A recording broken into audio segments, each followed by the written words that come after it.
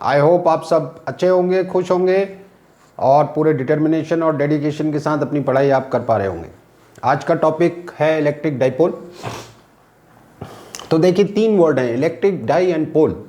Electric word कहीं भी आता है उसका मतलब होता है चार्ज, डाई का मतलब टू और पोल का मतलब पॉइंट से होता है।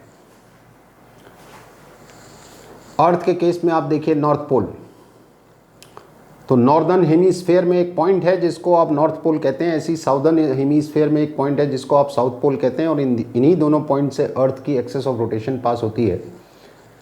तो ये पॉइंट है। मैग्नेटिक डाइपोल आप देखिए, मैग्नेट में दो पॉइंट्स होते हैं, एक नॉर्थ पोल होता है, एक साउथ पोल होता है। तो पोल का मतलब है पॉइंट, राइट। अब दो पॉइंट, दो पोल, तो इलेक्ट्रिक डाइपोल एक सिस्टम है।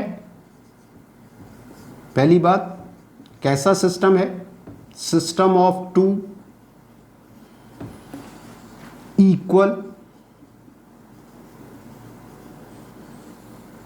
And opposite point charges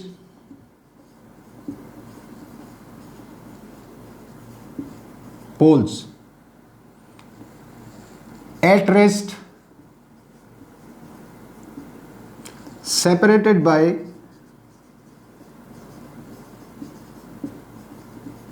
a small distance।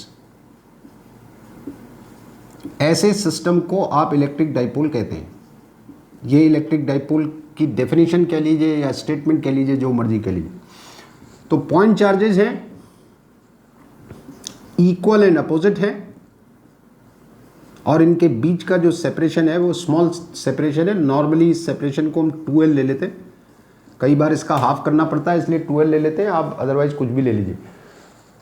ये इलेक्ट्रिक डाइपोल है। अब देखिए, आपने कहा साहब पॉइंट चार्जेस होने चाहिए क्योंकि आप डाइपोल कह रहे हैं, तो पॉइंट तो होने ही चाहिए। फिर आपने कहा साहब रेस्ट पे होने चाहिए, रेस्ट पे नहीं होंगे तो ये सिस्टम सस्टेन नहीं कर पाएगा। अगर मैं इनको फ्री कर दूं तो ये दोनों चार्जेस रेस्ट में तो रहेंगे नहीं, डेफिनेटली अट्रैक्टिव फोर्स इनको एक दूसरे के क्लोज लाएगा, राइट। तो रेस्ट पे होना ज़रूरी है, तभी सिस्टम सस्टेन कर पाएगा। फिर आपने कहा साहब स्मॉल डिस्टेंस होना चाहिए। स्मॉल डिस्टेंस इसलिए होना चाहिए कि जितना स्मॉल डिस्टेंस होगा उतना स्ट्रॉन्ग अट्रैक्टिव फोर्स इनके बीच में लगेगा, और एज अ सिस्टम ये उतना स्ट्रॉन्ग होगा, राइट। इसीलिए आइडियल डाइपोल की जब बात करते हैं, बेस्ट डाइपोल, इलेक्ट्रिक डाइपोल की बात कर रहा हूं, तो उसमें बोलते हैं कि ये charges has to be very large, tends to infinity का मतलब इनकी वैल्यूज बहुत ज़्यादा होनी चाहिए, और इनके बीच का जो सेपरेशन है वो बहुत कम होना चाहिए, स्मॉलेस्ट होना चाहिए। अगर ऐसा है तो आइडियल है। और अगर इसका उल्टा कर दूं कि चार्जेस टेंड्स टू जीरो और सेपरेशन टेंड्स टू इन्फिनिटी, तो ये वर्स्ट डाइपोल है। वर्स्ट डाइपोल तो है लेकिन वर्स्ट डाइपोल माना जाएगा as a system. Daily life के एग्जाम्पल की बात करूं तो जैसे वाटर मॉलिक्यूल एक डाइपोल का एग्जाम्पल है, NH4 अमोनिया एक डाइपोल का एग्जाम्पल है, HCl H+Cl- एक एग्जाम्पल है, Na+Cl- एक एग्जाम्पल है, ऐसे बहुत सारे हैं। ये सारे डाइपोल्स हैं, इलेक्ट्रिक डाइपोल्स। मुझसे किसी ने पूछा कि how two dipoles are similar to each other, तो मैंने कहा both are dipoles, they are similar. तो और ये बात सही है, सारी डाइपोल हैं, सभी में इक्वल एंड अपोजिट चार्जेस होंगे, उनके बीच में कुछ सेपरेशन होगा, लेकिन डेफिनेटली इनमें डिफरेंस भी होगा एज ए सिस्टम। एक ऐसी फिजिकल क्वांटिटी को इंट्रोड्यूस करते हैं जो इन डाइपोल्स में डिफरेंशिएट कर सके, और उस फिजिकल क्वांटिटी का नाम है डाइपोल मोमेंट।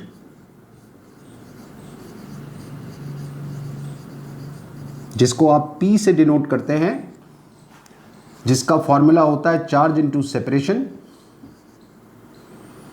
जो भी सेपरेशन आप ले रहे हैं, मैं इसलिए बता रहा हूं क्योंकि बुक्स में आप देखेंगे 2L लिखा होगा, not in all books but mostly books में 2L लिखा होता है। अब ये 2L से बड़ा कंफ्यूजन होता है। आज की डेट में आप पढ़ेंगे Q इंटू 2L, 10 दिन बाद ये हो जाएगा 2QL, फिर उसके भी 10 दिन बाद आपको लगेगा Q into L, L for separation, into 2 और कर देंगे आप। इसलिए बेटर ये है कि चार्ज इंटू सेपरेशन याद करें। और इसकी यूनिट क्या होगी? Coulomb metre. और ये एक वेक्टर क्वांटिटी है जिसका डायरेक्शन नेगेटिव टू पॉजिटिव हम लेते हैं। अब ये डाइपोल मूवमेंट इन डाइपोल्स में डिफरेंशिएट क्या करता है कि ये आपको डाइपोल के बारे में दो बातें बताता है। एक तो इसकी स्ट्रेंथ बताता है कि एज ए सिस्टम ये कितना स्ट्रांग है या वीक है, और दूसरा ये आपको डाइपोल का अलाइनमेंट बताता है। किसी स्पेस, किसी रीजन में डाइपोल किस अलाइनमेंट में रखा है, तो वो आप डाइपोल मूवमेंट की डायरेक्शन से देखते हैं। स्ट्रेंथ को मैं थोड़ा और समझा दूं कि मान लीजिए ये दोनों पॉजिटिव और नेगेटिव चार्जेज एक ही लोकेशन में होते, दोनों पॉजिटिव और नेगेटिव चार्जेज अगर एक ही लोकेशन में होते तो इनकी सराउंडिंग में ना तो कोई इलेक्ट्रिक फील्ड होता। मान लो यहाँ पर मैं अगर इलेक्ट्रिक फील्ड फाइंड करूँ पॉजिटिव चार्ज की वजह से, तो जितना प्लस की वजह से आएगा उतना माइनस की वजह से आएगा। चार्जेज भी सेम, डिस्टेंस भी सेम, एक का इलेक्ट्रिक फील्ड इधर आएगा, एक का इधर आएगा, नेट इलेक्ट्रिक फील्ड जीरो। तो सराउंडिंग में इलेक्ट्रिक फील्ड निकालें, जीरो आएगा। इन्हीं चार्जेज की वजह से किसी पॉइंट पे पोटेंशियल निकालें तब भी जीरो आएगा। यानी सराउंडिंग में ना तो कोई इलेक्ट्रिक फील्ड ना पोटेंशियल, चार्ज भी है तब भी ना इलेक्ट्रिक फील्ड भी नहीं है, पोटेंशियल भी नहीं है। लेकिन जैसे ही इन चार्जेज के बीच में एक सेपरेशन आएगा तो अब इनकी सराउंडिंग में एक इलेक्ट्रिक फील्ड भी आएगा और एक इलेक्ट्रिक पोटेंशियल भी आएगा। किसी इलेक्ट्रिक फील्ड में अगर इस डाइपोल को रख दूं तो आप देखेंगे इस पर टर्क लगेगा। तो डाइपोल मूवमेंट आपको यह बताता है कि किसी, अब मान लीजिए दो डाइपोल हैं, से देयर आर टू डाइपोल्स। एक डाइपोल ये है जिसका डाइपोल मूवमेंट P1 है और दूसरा डाइपोल ये है जिसका डाइपोल मूवमेंट P2 है, और मान लीजिए P1 की वैल्यू P2 से ज़्यादा है। तो इलेक्ट्रिक फील्ड इसकी सराउंडिंग में भी आएगा, इलेक्ट्रिक फील्ड इसकी सराउंडिंग में भी आएगा, लेकिन जिसका डाइपोल मूवमेंट ज़्यादा है उसकी सराउंडिंग में इलेक्ट्रिक फील्ड ज़्यादा आएगा। ऐसे ही इलेक्ट्रिक पोटेंशियल इसकी वजह से भी आएगा, इसकी वजह से भी आएगा, जिसका डाइपोल मूवमेंट ज़्यादा है उसका इलेक्ट्रिक पोटेंशियल ज़्यादा आएगा। एक ही इलेक्ट्रिक फील्ड में इन दोनों डाइपोल्स को रख दूं तो दोनों में टर्क लगेगा, जिसका डाइपोल मूवमेंट ज़्यादा होगा उस पर ज़्यादा टर्क लगेगा। तो डाइपोल मूवमेंट आपको इस तरह से डाइपोल की स्ट्रेंथ बताता है कि ये डाइपोल अपनी सराउंडिंग में कितना इलेक्ट्रिक फील्ड जनरेट करेगा, ये कितना करेगा। किसी इलेक्ट्रिक फील्ड में इसे रख दूं तो कितना टर्क लगेगा, उसी इलेक्ट्रिक फील्ड में इसको रख दूं तो कितना टर्क लगेगा। तो ये डाइपोल मूवमेंट डिसाइड करेगा। इसलिए ये बहुत इंपॉर्टेंट चीज़ है, डाइपोल की कैरेक्टरिस्टिक प्रॉपर्टी है ये डाइपोल के बारे में बताएगा आपको दो बातें, right. So this is what we call an electric dipole. अब इसका जो सेंटर होता है, क्योंकि डाइपोल एज ए सिस्टम ये एक लेंथ है, राइट। तो इसका जो सेंटर है, अब मान लीजिए कोई पॉइंट है और मुझे डाइपोल से इसका डिस्टेंस देखना है, तो डिस्टेंस अगर यहां से ले लूं तो नेगेटिव चार्ज को फेवर कर रहा हूं, this is very close, sorry positive charge को फेवर कर रहा हूं, it is very close to positive. Distance अगर यहां से ले लूं तो नेगेटिव चार्ज को फेवर कर रहा हूं, वेरी क्लोज टू नेगेटिव। तो definitely centre would be the ideal position जहां से मुझे इस पॉइंट का डिस्टेंस लेना चाहिए। तो इसलिए ये जो सेंटर ऑफ द डाइपोल है इसको बोलते हैं रेफरेंस पॉइंट। तो डाइपोल से किसी भी पॉइंट का डिस्टेंस आपने लेना होगा तो सेंटर से लेंगे, इसको रेफरेंस पॉइंट बोलते हैं। अब एक और बात कि क्या डाइपोल होने के लिए पॉइंट चार्ज होना जरूरी है? कि मान लीजिए एक ऐसी सिचुएशन है कि ये एक बॉडी है जो कि डेफिनेटली पॉइंट बॉडी नहीं है, इसके पास एक प्लस क्यू चार्ज है मान लीजिए, और एक ये दूसरी बॉडी है और इसके पास नेगेटिव चार्ज है इतना ही। अगर मैं इनको पास पास ले आऊं और रेस्ट में रखने के लिए इनको एक इंसुलेटिंग रॉड से कनेक्ट कर दूं, क्योंकि रेस्ट में भी रखना है, राइट। अब जैसे ही ये पास आएंगे तो चार्ज डिस्ट्रीब्यूशन बदल जाएगा, ये चार्जेज इस तरह से आ जाएंगे, अट्रैक्ट करेंगे एक दूसरे को। बीच में इंसुलेटिंग रॉड है तो ट्रैवल तो नहीं कर सकते, लेकिन सरफेस पे आ जाएंगे। ये सब पढ़ा है आपने।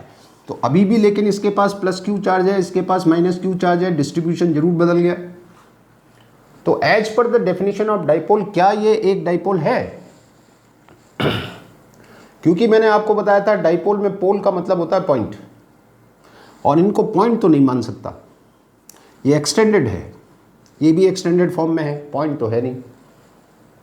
लेकिन अगर मैं इसमें एक पॉजिटिव चार्ज एलिमेंट ले लूँ डी क्यू और इसमें एक नेगेटिव चार्ज एलिमेंट ले लूँ डी क्यू, ऐसे ही यहाँ पर एक पॉजिटिव चार्ज एलिमेंट ले लूँ डी क्यू और यहाँ पर एक नेगेटिव चार्ज एलिमेंट ले लूँ डी क्यू, तो अपने आप में ये अब डेफिनेशन यहाँ पे सूट कर रही है।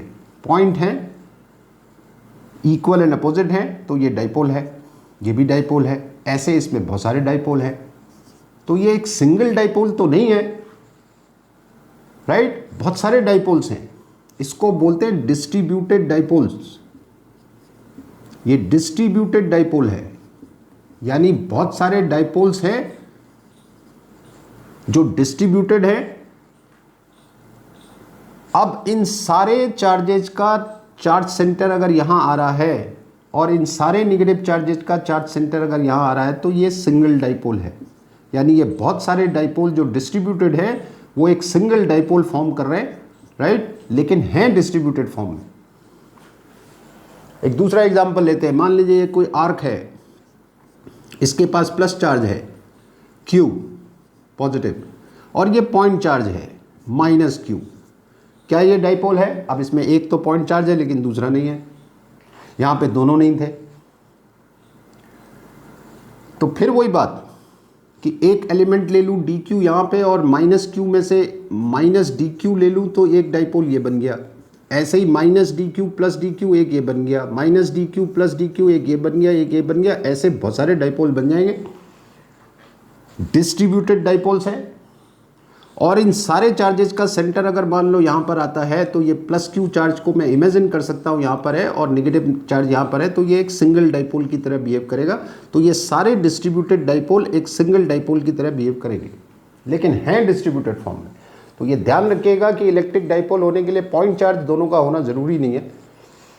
दोनों पॉइंट चार्ज हो सकते हैं, या एक पॉइंट चार्ज है एक नहीं है, या दोनों ही नहीं है, राइट? लेकिन पहले वाले केस में एक सिंगल डाइपोल की बात हो रही है, दो पॉइंट चार्जेज सिंगल डाइपोल। बाकी के जो दो केसेस मैंने बताए वो डिस्ट्रीब्यूटेड डाइपोल्स है, यानी बहुत सारे डाइपोल्स हैं, एक सिंगल डाइपोल की तरह बिहेव करेंगे, लेकिन हैं बहुत सारे। इस बात को ध्यान रखना। मैं वाटर मॉलिक्यूल का एग्जांपल ले लेता हूँ जो आपके न्यूमेरिकल्स में भी काम आएगा। अब वाटर मॉलिक्यूल मैंने जैसे बताया एक डाइपोल होता है, इसमें दो छोटे छोटे हाइड्रोजन एटम्स होते हैं जिनके पास प्लस क्यू चार्ज है, इसके पास भी प्लस क्यू है, इसके पास भी प्लस क्यू है, और एक ये थोड़ा बड़ा सा ऑक्सीजन एटम है जिसके पास -2 क्यू चार्ज है। तो अगर इसका प्लस क्यू ले लूँ और -2 क्यू में से एक माइनस क्यू ले लूँ तो एक डाइपोल तो ये बना। ऐसे ही इसका -क्यू दूसरा वाला ले लूँ और ये प्लस क्यू ले लूँ तो एक डाइपोल ये बना। ये दो डाइपोल है जो डिस्ट्रीब्यूटेड है, ये एंगल मान लीजिए थीटा है।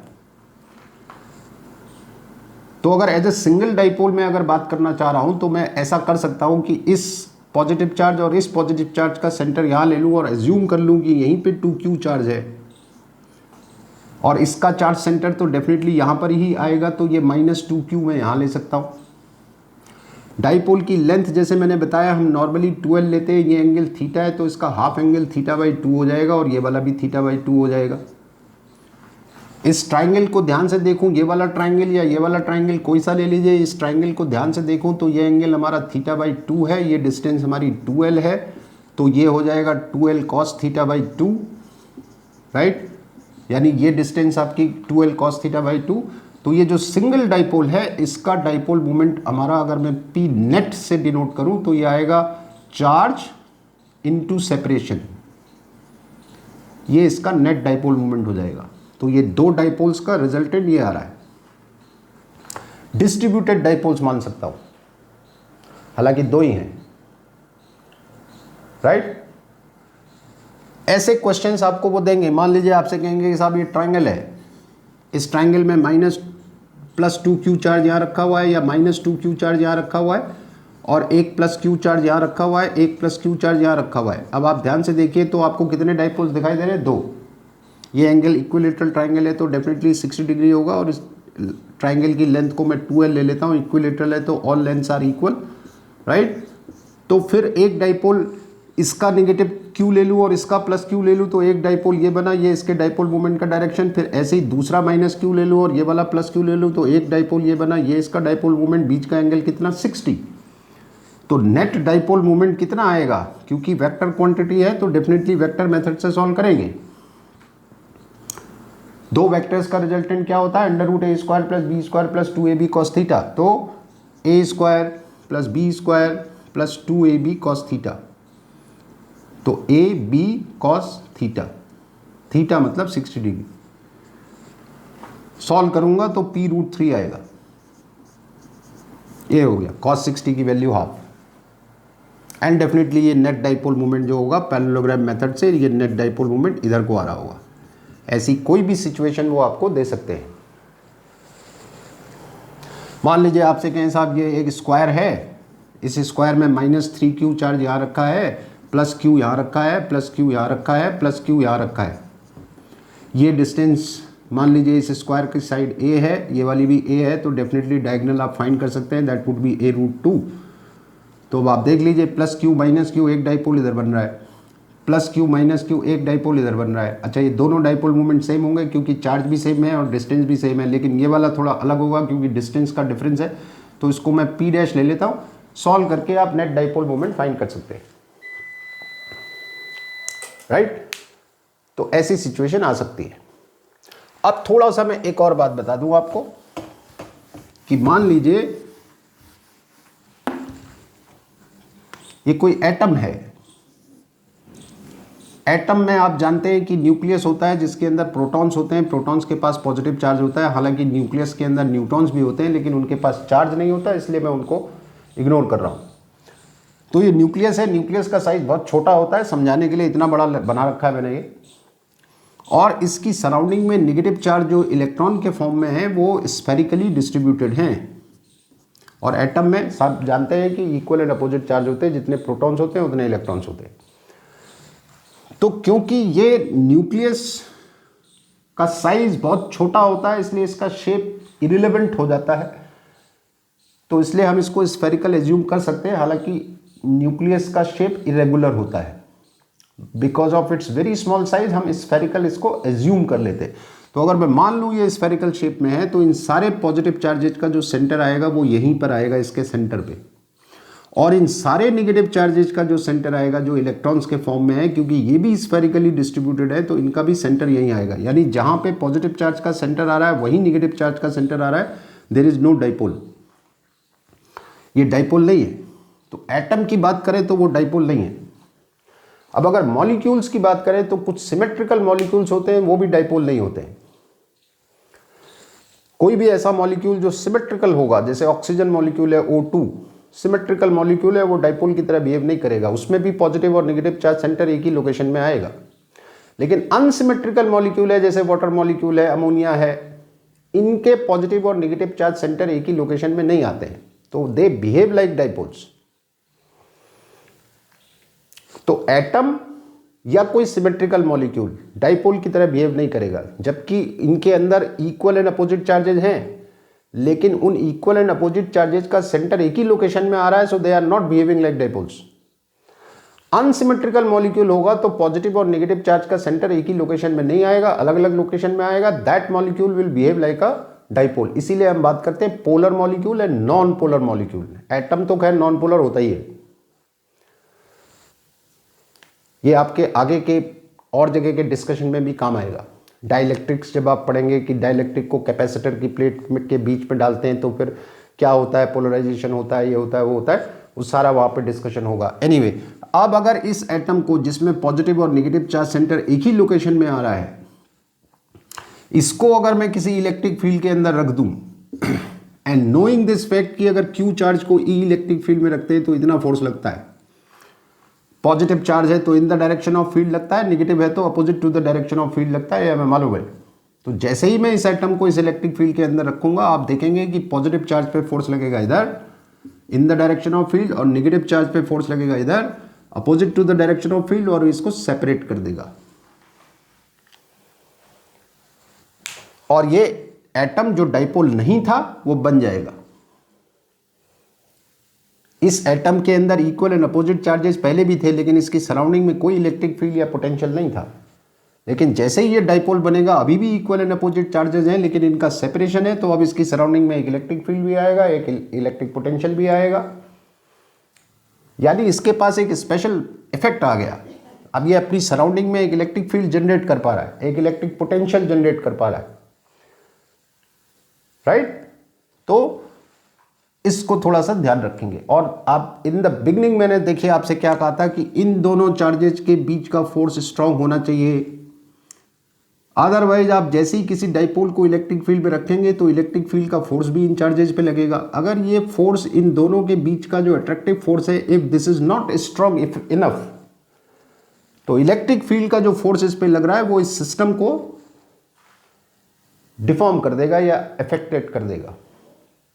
इसलिए कहा था कि आइडियल डाइपोल के लिए charge has to be very large and separation has to be very small, so that कि इनके दोनों के बीच का फोर्स स्ट्रांग हो और वो इस सिस्टम को एक अच्छा सिस्टम बनाए। अदरवाइज इसको इलेक्ट्रिक फील्ड में रखेंगे तो ये फोर्सेज इसको डिफॉर्म कर सकते हैं,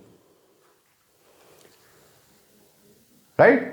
सो this is all about an electric dipole. अब इस इलेक्ट्रिक डाइपोल की सराउंडिंग में कितना इलेक्ट्रिक फील्ड होता है, उसको कैसे फाइंड करते हैं, इलेक्ट्रिक पोटेंशियल कितना होता है, या इलेक्ट्रिक फील्ड में रखेंगे तो कितना टर्क लगेगा, ये सारा डिस्कशन मेरे बाकी के वीडियोस में आप देख सकते हैं। प्लेलिस्ट में अवेलेबल है, उसमें आप जाके देख सकते हैं, पूरा डिस्कशन अवेलेबल है। Okay, so this is all for today. Best of luck, thank you very much.